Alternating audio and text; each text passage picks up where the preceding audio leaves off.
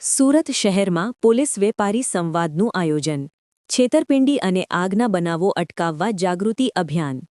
સુરત શહેરના વિવિધ કાપડ માર્કેટ વિસ્તારમાં વેપારીઓ સાથે વધતા છેતરપિંડીના બનાવોને અટકાવવા તેમજ ઉનાળાની ઋતુ દરમિયાન માર્કેટોમાં બનતા આગના બનાવો સામે પૂર્વ સાવચેતી માટે પોલીસ વિભાગ દ્વારા પોલીસ વેપારી સંવાદ કાર્યક્રમનું આયોજન કરવામાં આવ્યું હતું. આ કાર્યક્રમમાં પોલીસ અધિકારીઓએ મોટી સંખ્યામાં હાજર રહેલા વેપારીઓને સીધી માર્ગદર્શન આપી તેમને જાગૃત બનાવવાનો પ્રયત્ન કર્યો હતો.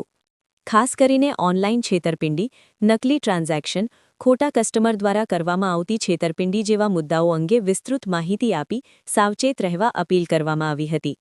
ઉનાળામાં વધતા તાપમાનને કારણે કાપડ માર્કેટોમાં આગ લાગવાના બનાવો વધતા હોય છે, જેને ધ્યાનમાં રાખી ફાયર સેફટી અંગે પણ મહત્વપૂર્ણ સૂચનો આપવામાં આવ્યા હતા. વેપારીઓને વીજ વાયરિંગની નિયમિત તપાસ, ફાયર એક્સટિંગ્વિશર રાખવાની ફરજિયાતી, ઇમરજન્સી એક્ઝિટ ખાલી રાખવી અને આગ લાગ્યાની સ્થિતિમાં તાત્કાલિક પ્રતિસાદ અંગે માર્ગદર્શન આપવામાં આવ્યું હતું. પોલીસ અને વેપારીઓ વચ્ચે સીધો સંવાદ થવાથી વેપારીઓએ પોતાની સમસ્યાઓ અને સૂચનો પણ રજૂ કર્યા હતા, જેને ધ્યાનમાં રાખીને પોલીસ વિભાગ દ્વારા સહકાર આપવાની ખાતરી આપવામાં આવી હતી. આ કાર્યક્રમ દ્વારા સુરત શહેરમાં પોલીસ અને વેપારીઓ વચ્ચે સંકલન વધુ મજબૂત બનશે અને ગુનાઓ તેમજ આપત્તિજનક બનાવોને અટકાવવામાં મહત્વપૂર્ણ ફાળો મળશે તેવી આશા વ્યક્ત કરવામાં આવી છે. રિપોર્ટર નૈતિક રેશમવાળા, સુરત. આજે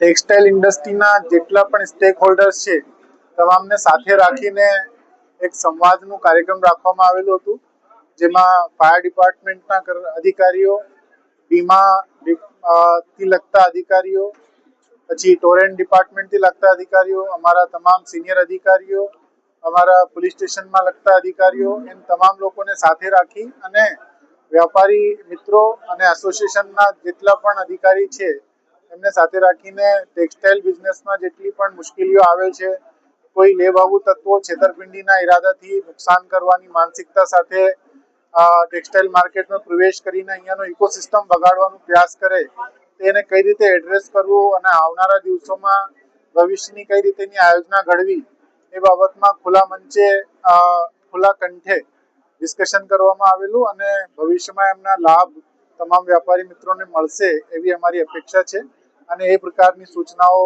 અને આયોજના પણ અમે પોલીસ તરીકે કરી રહ્યા છીએ.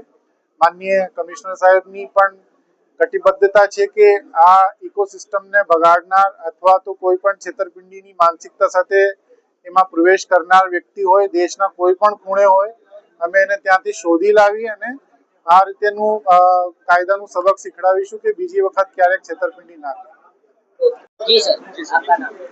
आज के पुलिस और व्यापारियों के इस संवाद में मैं कैलाश हाकिम, प्रेसिडेंट पोस्टा, पुलिस के द्वारा आयोजित इस कार्यक्रम में मैं खासतौर पर हमारे गुजरात के उप मुख्यमंत्री हर्ष संघवी जी, तो उन्होंने अपनी पुलिस को एक प्रेरणा दी कि आप व्यापारियों के बीच में जाके उनकी प्रॉब्लम सुने.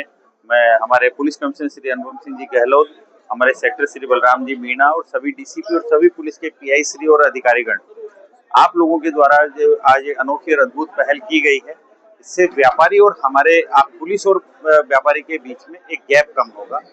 बहुत सारे मुद्दों पे खुल के आज चर्चा हुई. ये खुला मैसेज उन चीटरों को जाएगा कि अब सूरत में किसी भी व्यापारी का पैसा दबाना या खाना बिल्कुल आसान नहीं रहेगा. आसान ही नहीं बल्कि नामुमकिन होगा. और ये बहुत अच्छा कार्यक्रम है. कुछ जिम्मेदारियां हम व्यापारियों को मिलकर पूरा करनी है, एसोसिएशनों को मिलकर पूरा करनी है, हम सब मिलकर पूरा करेंगे.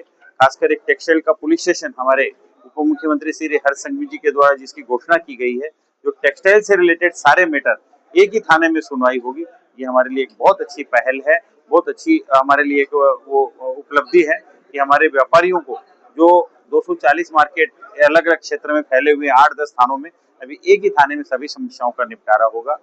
प्रिवेंशन बेटर देन क्योर, ये स्लोगन हर जगह लागू होता है. अभी डीसीपी जॉइंट सीपी सर ने कहा, हम लोग पहले हमें बातों का ध्यान रखना पड़ेगा, अवेयर रहना पड़ेगा.